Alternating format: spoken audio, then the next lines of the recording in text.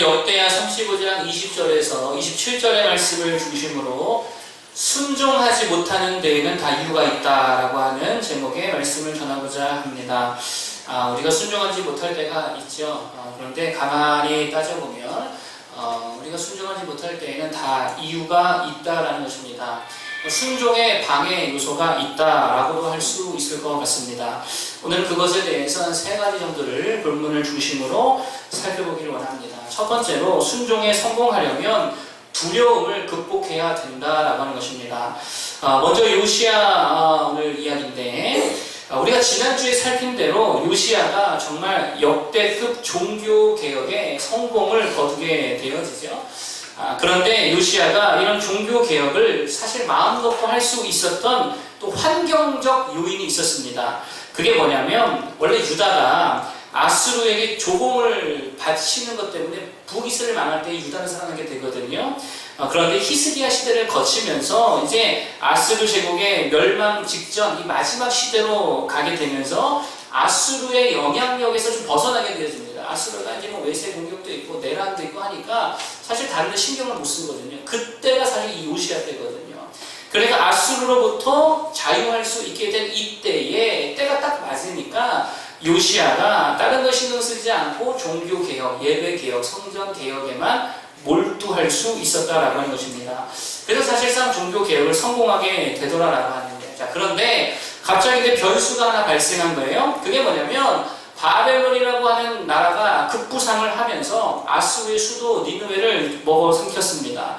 거기를 점령하고 이제 퇴각한 아수르가 어디까지 퇴각을 하게 되냐면 갈그미스라는 곳까지 퇴각을 하게 되어집니다. 그리고 갈그미스에서 다시금 전열을 가다듬으려고 하는데 이제 바벨론이 어디까지 쳐들어오는 거예요? 갈그미스까지 쳐들어오는 거예요. 그럴 때에 아수르가 요거를 좀 막아야겠다라는 생각이 드니까 어디에다가 지원 요청을 하냐면 애굽 느고 왕에게 바로에게 지원 요청을 하게 되어집니다. 자, 애굽 입장에서는 갈그미스가 바빌론에게 뚫린다. 그러면 바로 다음 타깃이 이집트가 되거든요. 바빌론이 바로 다음 이집트로 공격할 수 있기 때문에 아수르를 도우러 갈그미스로 가게 되어진다라고 하는 게. 근데 갈그미스를 올라가려면 반드시 어디를 통과해야 돼요? 유다 땅을 통과해야 된다라고 하는 거예요. 자, 그런데 이때에 애굽의 길목을 막은 게 바로 유다의 요시야 왕이었다라고 하는 거예요. 자, 요시야 입장에서는요, 애굽이 아수르를 도와서 다시금 아수르의 패권이 회복되면 어떻게 될까요? 아수르로부터의 간섭과 아수르의 압제가 또다시 예루살렘으로 내려올 수밖에 없기 때문에 요시야 입장에서는 어떻게든 아수르를 도와주러 원정을 가는 애국 군대를 막아야겠다는 판단을 했다라고 하는 거예요. 그래서 지금 애국을 무기또에서 막아서고 있다라고 하는 것입니다. 여기까지 좀 이해가 되시죠? 그런데 오늘 본문에 보니까 느고가 이때에 이 요시야에게 뭐라고 말하냐면 21절을 보겠습니다. 21절. 자, 느고가 요시야에게 뭐라고 말하냐? 시작. 느고가 요시야에게 사신을 보내어 이르되 유다 왕이여 내와 무슨 관계가 있느냐? 내가 오늘 그대를 치르는 것이 아니요 나와 더불어 싸우는 족속을 치르는 것이라. 하나님이 나에게 명령하사 시키하라 하신즉 하나님이 나와 함께 계시니 그대는 하나님을 거스르지 말라. 그대를 멸하실까 하노라 하나. 아멘. 하나님의 명령대로 가겠다. 그러니까 너는 하나님의 말씀을 거스르지 말아라 라고 지금 느고가 하나님의 말씀을 말했습니다. 그런데 요시야가 지금까지는 그렇게 하나님의 말씀 앞에 신실했는데요, 이번만큼은 하나님의 말씀대로 행하지 않고 변장을 해서까지 애국 군대와 싸우다가 결국에는 이 전투에서 패배하게 되어지고 자신도 죽게 되었다라고 하는 거예요. 자, 그러면 요시야는 왜 하나님의 말씀을 어겨가면서까지 애국을 막아섰느냐라고 하는 거예요. 왜냐하면 아수르에 대한 두려움 때문에 그랬다라고 하는 거예요. 아수르에 대한 두려움. 여러분, 사실 남유다에게는 정말 치욕적인 역사가 있었잖아요. 그게 바로 트라우마로 남아있었다라고 하는 거예요. 아수르의 예루살렘 침공이 바로 남유다에게는 굉장히 치욕적인 역사로 기록되고 있었다라고 하는 것입니다. 그때가 히스기야 때인데 물론 결국 하나님의 은혜로 아수르가 돌아가기는 했지만 그때 당한 치욕이 엄청났다는 거예요. 그래서 그 충격에 아직까지도 사로잡혀 있었다라고 하는 것입니다. 그러니까 이 트라우마가 고스란히 유다 왕들에게 남아 있었다라고 하는 것이죠. 그러니 사실 이제 아수르는 망해가고 있었음에도 불구하고 아수르에 대한 두려움이 너무 커서요, 완전히 이성을 잃어버렸다는 거예요. 야, 애굽이 아수르를 도와서 다시금 아수르가 강성해지면 또 우리한테 쳐들어올 거 아니야. 이 두려움에 사로잡혀서요, 어떻게든 이것만은 막아보자 하고 애굽을 막아섰다라고 하는 거예요. 하나님의 말씀까지 어겨가면서 애굽을 저지했지만 결국 그러다가 죽임을 당했다라고 하는 것입니다. 여러분, 그런데 자신만 죽임을 당하는 것으로 그치지 않죠. 그게 뭐냐면 뒤에 이제 내용이 나오거든요. 36장에 쭉 내용을 살펴보면은 뭐 그런 거예요. 느보가 이제 갈드미스 전투에서 아수르와 연합해서 바벨론과 전쟁을 하게 되어지잖아요. 근데 이 전쟁에서 패배하게 되어집니다. 패배해서 퇴각을 하다가 유대를 내려오는데요. 유다 왕 요아스의 아들이죠. 요시아의 아들이죠. 요시아의 아들 여호아스가 나와서 애굽 왕 느보를 맞이하게 되는데 열받잖아요. 왜냐하면 네 아버지가 나를 가로막은 것 때문에 내가 전쟁에서 진 거 아니냐 이래가지고 그 아들을 사로잡아다가 애굽에 데려가서 죽여버리게 되어집니다. 그리고 나서 여호와김을 다시금 왕으로 세우게 되어지는데, 여호와김은 애굽 친애굽 정책을 피는 왕이었죠. 자, 그러다 보니까 친애굽 성향의 여호와김도 이번에 누가 싫어하는 거예요? 바벨론이 싫어하는 거예요. 왜냐면 친애굽 정책이니까. 그래가지고 바벨론이 침공을 해서 여호와김도 잡아가고, 나중에 여호와김도 잡아가고, 나중에 결국에는 시드기야도 처음에는 바벨론 성향이었다가 나중에 다시 친애굽으로 돌아서니까 시드기야도 잡아가면서 세 번에 걸친 바벨론 침공으로 인해서 완전히 남유다가 망하게 되더라라고 하는 거예요. 자, 그러니까 사실 요시야의 불순종으로 시작되어서 유다도 패배했죠. 애굽도 패배했죠. 자신도 죽었죠. 아들들도 다 죽었죠. 거기에다가 이렇게 유다가 친애굽화 되니까 나중에는 결국 바벨론으로부터 공격을 당해서 결국 완전히 멸망하게 되더라는 거예요. 자, 그러니까 이게 어디서부터 지금 잘못되었냐면 요시야의 아수르에 대한 두려움과 트라우마, 바로 그것 때문에 애굽을 막아서는 것으로부터 이러한 일들이 시작이 되었더라고요. 여러분 잘 보세요. 무엇을 말하고자 이렇게 긴 역사적인 배경을 이야기했느냐면 결국 우리를 순종하지 못하게 하는 게 뭐냐? 두려움이다. 두려움. 이게 사실 사단의 가장 강력한 무기인데 그 특징이 뭐냐면요, 사실은 두려워할 일이 아님에도 불구하고 혼자 두려움에 사로잡히게 한다라고 하는 거예요. 이게 핵심입니다. 마귀가 주는 두려움은 허상이거든요. 아무것도 아니거든요. 그런데 우리가 스스로 두려워하고 있다는 거예요. 자, 요시야를 보면 사실 이제 아수르는요, 두려워할 대상이 아니라는 거예요. 이미 니느웨에 함락되었고 사실상 아무런 힘도 없는, 그때 사실 갈그미스는 애굽이 사실 점령하던 지역이 있거든요. 아수르는 무서워할 존재가 아니라는 거예요. 그런데 요시야는 아직도 과거의 트라우마에 사로잡혀서 혼자 극도의 두려움에 사로잡혀 있었다는 거예요. 여러분, 우리들도 그럴 수 있다는 거예요. 대부분 우리들이 걱정하고 두려워하고 근심하는 것들이 뭐냐면 아직 일어나지 않은 일들, 그리고 일어나기에 되게 확률이 적은 일들을 혼자 생각하면서 두려움에 빠지더라는 거예요. 비행기가 추락하지 않을까, 이거 안 일어나거든요. 이런 걸 생각하면서 걱정합니다. 롤러코스터 타다가 이거 궤도 이탈하는 거 아니야? 이런 거 저도 옛날에 걱정 많이 했는데 한 번도 궤도 이탈 안 되더라고요. 이런 걸 쓸데없이 걱정하면서 두려워하고 있다라고 하는 거예요. 여러분, 일반적으로 사람들은 긍정적 세계관보다는 부정적 세계관이 훨씬 강하다는, 이게 연구가가 있더라고요. 이게 무슨 말이냐면요, 실제하는 세상보다, 이 세상이 실제보다 더 세상을 악하고 더럽고 잘못되었다라고 믿고 있다라고 합니다.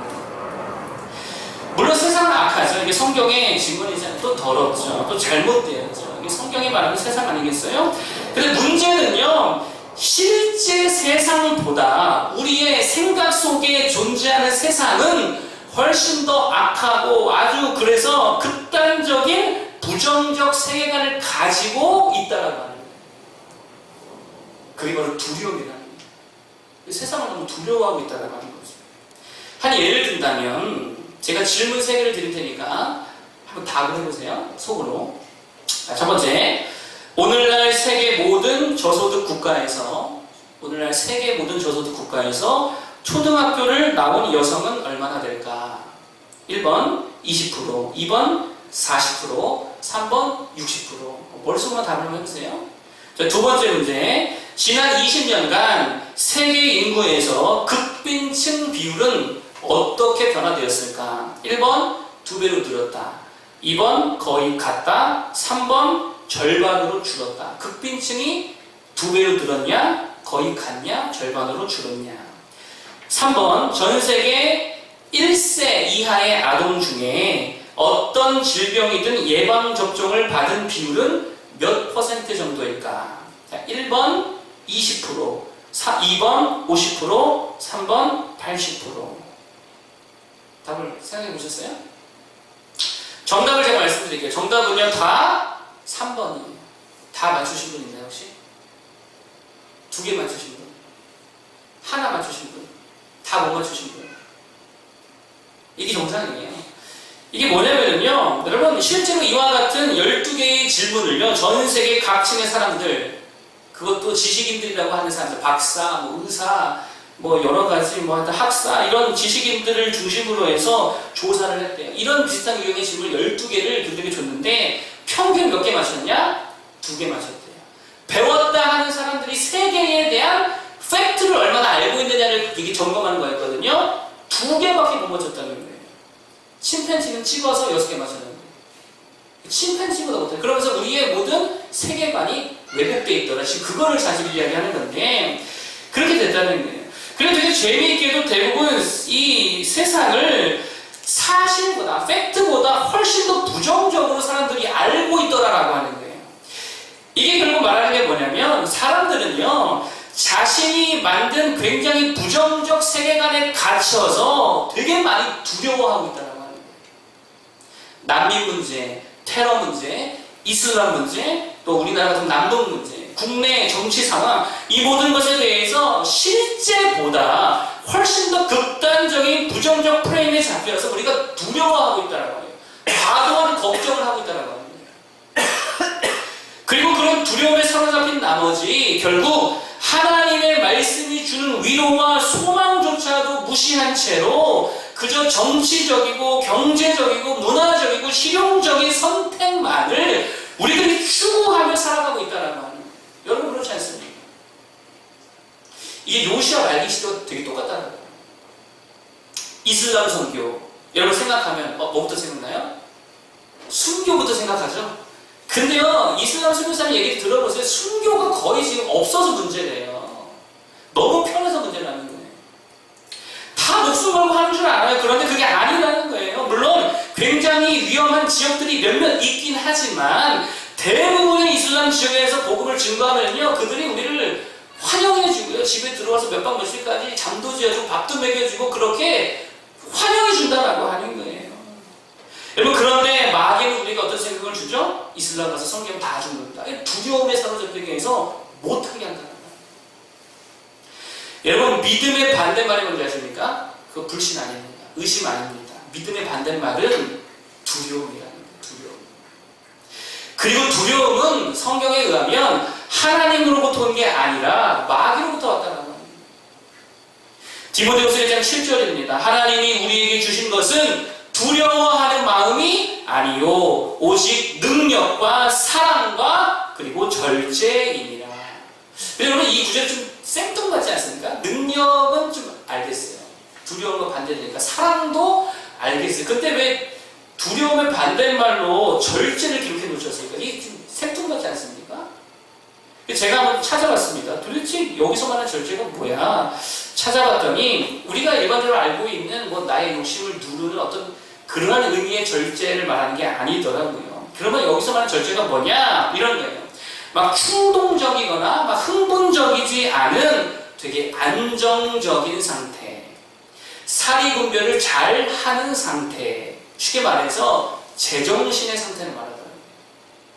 그러니까 다시 이걸 번역하면 이렇게 볼 수 있는 거예요. 하나님이 우리에게 주신 것은 두려움이 아니요 능력과 사랑과 제정신을 주셨다. 두려움에서 받으면 제정신을 잃어버리잖아요. 제정신을 주신다는 거예요. 바꿔 말하면 우리가 두려움에 사로잡히면 능력도 잃어버리고요. 두려움에 사로잡히면 사랑도 잃어버리고요. 두려움에 사로잡히면 제정신을 다 잃어버리게 된다. 여러분 두려움을 떨쳐버릴 수 있기를 바랍니다.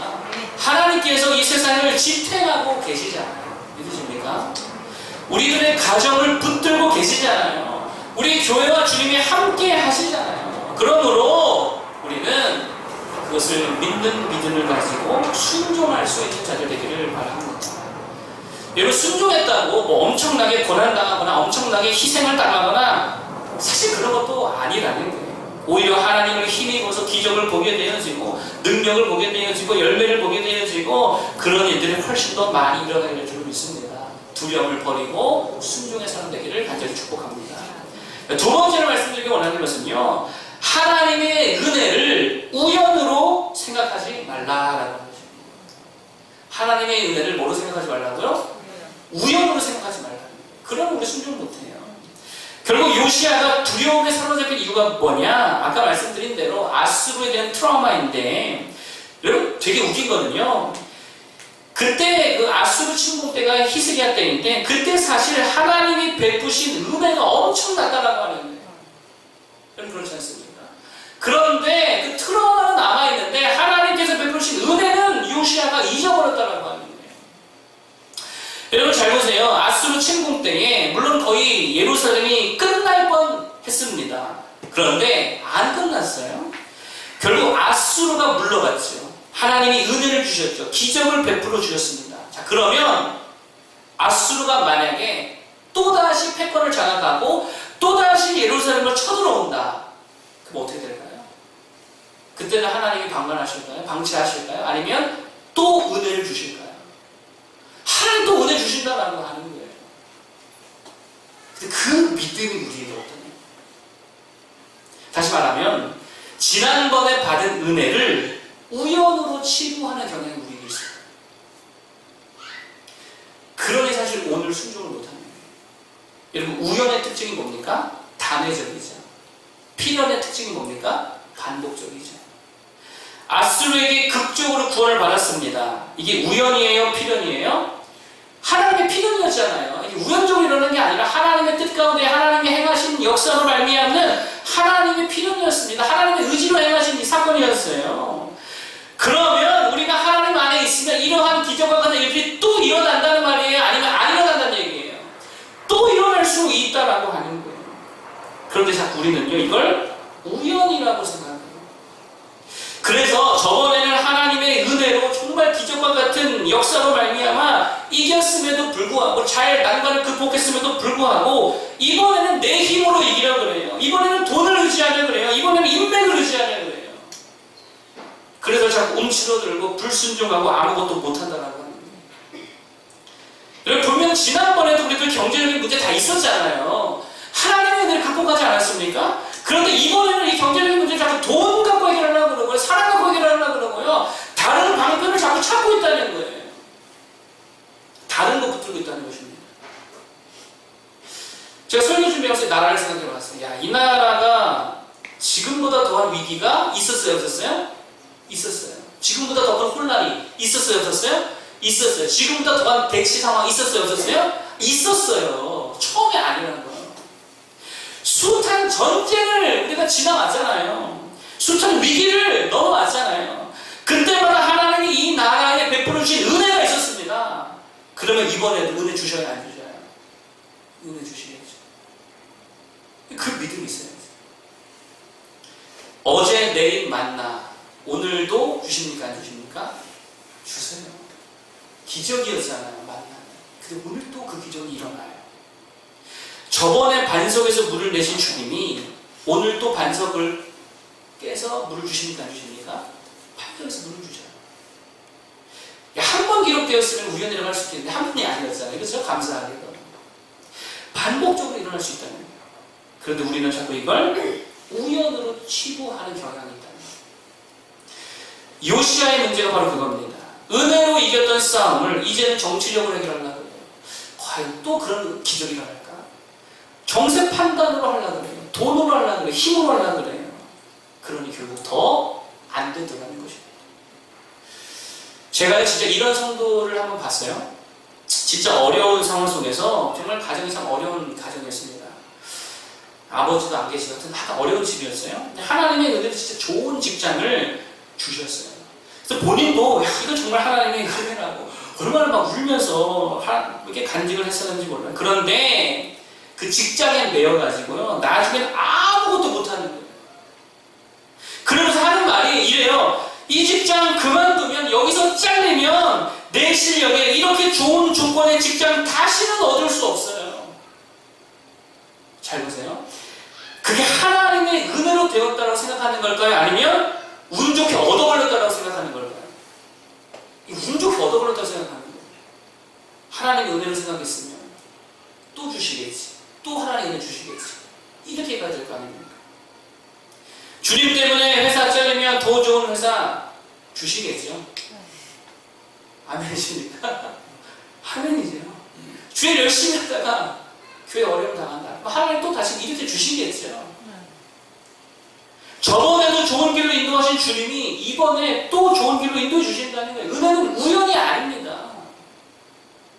그런데 저번에는 은혜로 잘 살아놓고서 이번에는 왜 자기 힘으로 살려고 그래요? 그러니 사실상 아무것도 못한다는 거예요. 연애도 마찬가지입니다. 헤어지면 세상 다 잃은 것 같지만 하나님 또 귀한 만남 주세요, 안 주세요? 주시잖아요. 더 멋지고 더 예쁘고 더 성격 좋고 신앙 좋은 사람 주시잖아요. 저도 그래서 최고의 친구를 만나지 않았습니까? 내 인생 최고의 친구. 근데 마치 하나님께서 이제는 안 주실 것처럼 내 인생 이제는 더 이상 이보다 더 좋은 여자 못 만나는 것처럼 거기에 매여 있을 필요가 없다는 겁니다. 교회도 마찬가지입니다. 종종 목사님들이요 이런 말 하는 거 들었는데 좀 짜증나요. 저는 이런 말씀 되게 많이 하세요. 그때 내가 거기를 샀어야 돼. 그때 내가 거기를 샀어야 돼. 되게 후회해야 된대요. 그거 샀으면 내가 이 꼴로 안 했을 텐데. 이게 무슨 말이냐면요. 그때 당시에 좋은 기회가 있었는데 그 기회를 우연히 얻어 걸린 기회라고 여기고 있는 거라니까요. 여러분 하나님이 전능하신데 주려고 하면 그거 땅값 좀 올랐다고 못 주십니까? 아니잖아요. 문제는 우리의 믿음의 문제지 땅값 오른 문제가 아니라는 거예요. 타이밍의 문제가 아니라는 거예요, 여러분. 여러분 왜 우리 삶에 하나님의 은혜가 멈췄는지 아십니까? 내가 은혜를 자꾸 우연으로 생각해서 그래요. 하나님이 은혜 주시려고 타이밍 잡고 있는데 내가 자꾸 먼저 나서니까 받을 은혜를 놓쳐버리고 있더라고요. 오늘 요시아가 그 모습이다. 가만히 뒀으면 앗수르 알아서 바벨론에 망하고 그럴 텐데 괜히 설레발 치다가 애굽에게 찢겨서 아들들 주고 바벨론에게 찢겨서 나라 망해. 그리고 동네국 다 대단한 것입니다. 전에 언젠가 말씀드렸던 것 같아요. 한 직장인이 매번 선교 갈 때마다 회사를 그만두겠다라는 각오로 회사에 말했대요. 그렇게 몇 년이 지나니까 나중에는 회사가 알아서 자기 휴식을 챙겨주더라고요. 야, 너 먼저 빨리 날짜 정하라고. 너는 이거 안 해주면 그만둘 놈이니까 너부터 빨리 결정하라고. 먼저 주더라고요. 제가 이 설교를 준비하면서요. 하나님 앞에 좀 회개가 되더라고요. 하늘이를 낳고 되게 많이 울었어요. 그래서 정말 감사했습니다. 그래서 이름을 하늘이로 지어서 하나님만을 바라보자. 정말 하나님의 은혜로 이렇게 잘 크고 있으니 얼마나 감사한지 모릅니다. 진짜 은혜로 크고 있잖아요, 우리 하늘이가. 하진이 보면서도 감사했어요. 다 죽던 놈이 어떻게 27주 99g에 나가지고 이렇게 살아갈 수 있을까? 8살 되죠. 학교를 다니고 있습니다. 은혜죠. 은혜로 살고 있죠, 하진이. 셋째 할인하고 또 감사했습니다. 야, 멀쩡한 놈 하나 나오구나. 은혜죠. 감사했어요. 사랑이 네 번째답고 심장이 기형이 있대요. 제가 그때 하나님 앞에 너무 서운했어요. 그래서 엉엉 울면서 불평했습니다. 왜 또 하나님 그러시냐고. 왜 또 뭐가 문제냐고. 근데요 하나님의 응답은요 뭐였는지 아세요? 또 은혜 주면 되는 거 아니냐고. 하늘에게 은혜 주고 하진에게 은혜 주고 하늘에게 은혜 주고 아니 사랑에게 또 주면 안 되냐고. 하나님의 응답이에요. 그래서 다 은혜를 챙기시는 거예요. 여러분 은혜는요 결국 단회성이 아니라는 거예요. 이게 우연이 아니라는 거예요. 하나님은 우리의 생각보다 훨씬 더 크고 위대하신 하나님이시다라고 하는 것입니다. 그 하나님을 절대적으로 신뢰하여 순종할 수 있는 우리 모두가 되기를 바랍니다. 어제 그대로 살았다면 오늘도 뭘로 살자? 오늘도 살자. 기적을 체험할 수 있는 모두 되기를 바랍니다. 마지막 세 번째는 뭐냐? 마지막 세 번째 나와서 생각하네. 마지막 세 번째는요, 요시아의 교만입니다. 오늘 본문을 통해서 알 수 있는 요시아의 교만이 뭐냐면, 좀 오늘은 교만을 이렇게 정의했으면 합니다. 자기 노력에 대한 과신이다. 교만이 뭐라고요? 자기 노력에 대한 과신이라는 거예요. 과하게 자기 노력을 믿고 있다는 거예요. 노력은 참 위대하죠. 천재는 1%의 재능과 99%의 노력으로 만들어진다 라고 하는 말도 있듯이 노력은 참 위대한 힘을 가지고 있습니다. 그러나 그리스도인들은 절대로 노력을 과신해서는 안 된다는 거예요. 오늘 요시아의 마지막 문제가 바로 이겁니다. 노력을 과신했다는 거예요. 여러분, 요시아가 참 많은 종교 개혁을 위해 애썼잖아요. 그래서 그 앞에 쭉 읽어보세요. 얼마나 많이 애썼어요. 얼마나 많이 노력했어요. 얼마나 많은 땀을 흘렸어요. 얼마나 부지런했어요. 얼마나 열심히 했어요. 아무도 해내지 못한 유월절, 온 국민이 다 함께 유월절 한번 지켜보자. 그거 해냈습니다. 정말 대단하지요. 그래서 그런지 어쩌면 애국과의 전투도 정말 애쓰고 힘쓰고 노력하면 우리가 애국도 이길 수 있어 라고 생각했는지 모르겠어요. 그래서요, 성경을 읽어보니까 이기려고 모두 했어요? 변장했어요. 변장했다는 말은 이기려고 엄청 노력했다는 뜻이죠. 속여서까지 이겨보겠다, 이런 거 아니겠습니까? 거기에다가 오늘 싸움의 전장이 어디입니까? 무기또 골짜기였어요. 그럼 무기또 하면 떠오르는 사건이 있죠. 드보라의 대승 사건이 있습니다. 사사기에 보면 드보라가 엄청난 승리를 거두게 되어지는 거기가 바로 무기또 골짜기였어요. 그러니까 이스라엘과 유다에게는요, 무기또 하면 야, 여기만큼은 우리가 절대로 질 수 없는 하나님의 은혜가 임해서 대승을 한 그러한 전투의 자리야. 이게 무기또거든요. 그래서 계시록에 보면 마지막 최후 전투를 뭐라 그래요? 아마겟돈 전투라 그러잖아요. 이 아마겟돈 전투가 바꿔 말하면 무기또 전투거든요. 그 아마겟돈 전투의 뜻이 뭡니까?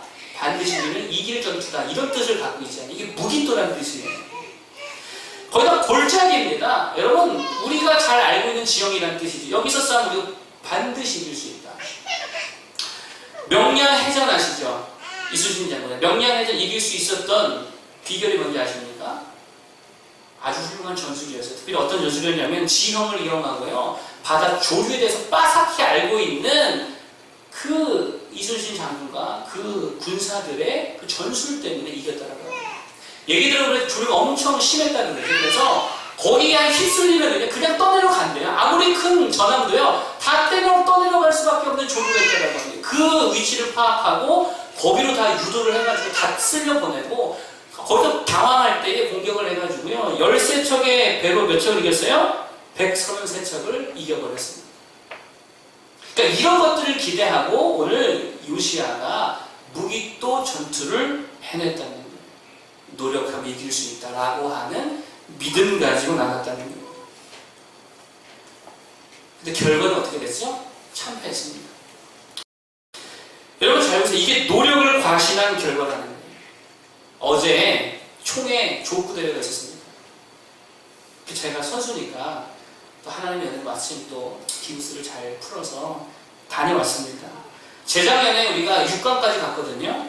그래서 올해는 저보다 4강, 준우승 정도는 하겠지. 갔습니다. 그리고 제가 또 1년 동안 열심히 족구했잖아요. 실력이 엄청 늘었잖아요. 이 실력이 늘었으니까 내가 이만큼 노력했으니까 총회대회 이번에는 우리가 좀 높은 순위를 거두겠지. 결과는 어떻게 됐을까요? 예선 탈락했습니다. 작년에 4승 1패 했는데 이번 2승 3패로 예선 탈락했습니다. 그래서 제가 목사님과 얘기하면 생각을 해서 우리가 재작년에는 어떻게 우리가 6강까지 올라갔지? 가만히 생각해보니까 우리가 실력을 한 게 아니었더라고요. 일단 대중이 엄청 좋아가지고요, 다 못하는 노예만 걸렸어요. 재작년에는. 거기다 비가 억수로 와가지고요, 실력이 하얀 컴퓨터가 된 거예요. 그래서 잘하는 팀도 잘하는 티가 안 났던 거예요. 노력으로 이긴 게 아니고 그냥 하나님의 은혜로 이겼던 건데, 우리가 마치 잘해서 조금만 더 노력하면 우리가 이길 줄 알고 다들 이번에는 우리가 아마 결승까지 가면 이러고 있다가 첫 게임 패배, 두 게임 패배, 두 번 하자마자 우리 예선 탈락이네. 이렇게 됐다고 합니다. 종종 이렇게 생각하는 사람들이 많이 있습니다. 최선의 노력을 하면 나는 반드시 해낼 수 있어. 뭐 동기부여하기에 딱 좋은 말이죠. 그런데 세상은 누군가가 그랬던 것처럼 삶은 불공평한 것입니다.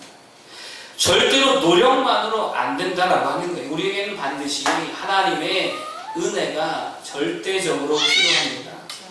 저는 우리 성도들이 죽어라고 뛰기만 하는 자들이 좀 안 됐으면 좋겠어요. 죽어라고 뛰고요. 죽어라고 뭐 하고요. 그렇게 하면 다 될 줄 알고 그러지 않았으면 좋겠어요. 차라리 어느 정도 우리가 열심히 노력을 하겠지만 죽어라고 붙들 건 기도하는 하나님 말씀 붙드는 여기에 정말 죽는 생명을 난 헌신을 드리고 우리의 노력은 죽기까지는 아니고 열심히 또 해야겠지만 그렇게 하나님의 은혜를 더 강하게 붙들 수 있는 사랑하는 성도들 되기를 간절히 바랍니다. 그게 훨씬 더 강력하고요. 그게 훨씬 더 열매가 클 줄로 믿습니다. 여러분 이 시대는 실용주의 시대잖아요. 근데 진짜 실용주의가 뭡니까? 기도 많이 하는 거. 기도 많이 하는 거. 그리고 정말 하나님 붙드는 거.